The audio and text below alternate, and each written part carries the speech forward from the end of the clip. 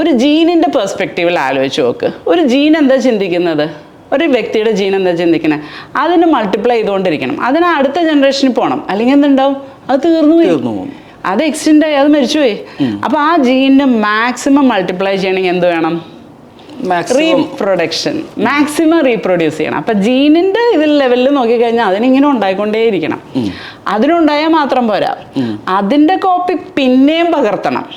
അതായത് നമുക്ക് കുട്ടികൾ ഉണ്ടാവണം, ആ കുട്ടികൾക്ക് പിന്നെയും കുട്ടികൾ ഉണ്ടാവണം. കാരണം ഈ ജീനിന്റെ ആഗ്രഹം മൾട്ടിപ്ലൈ ചെയ്യില്ല. ഫോട്ടോ കോപ്പി എടുക്കണ പോലെയാ. ഒരു പേപ്പറിന് കുറേ ഫോട്ടോ കോപ്പി എടുക്കണം. അതുപോലെയാണ് ജീൻ. അപ്പൊ നമ്പർ കൂടുമ്പോൾ ജീൻ ഹാപ്പി. അതിന്റെ ക്വാളിറ്റി ഒന്നും അവർ നോക്കില്ല.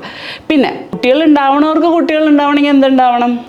അവര് റീപ്രൊഡ്യൂസ് ചെയ്യണം. അപ്പം നമ്മളുടെ സത്യം പറഞ്ഞു കഴിഞ്ഞാൽ ലൈഫിൽ നമ്മളുടെ ബിഹേവിയറും നമ്മൾ ജീവിക്കുന്ന രീതിയും എല്ലാം ഇതിന് ബേസ് ചെയ്താണ് കുറേ കാര്യങ്ങൾ. നമ്മളത് മനസ്സിലാക്കുന്നില്ല.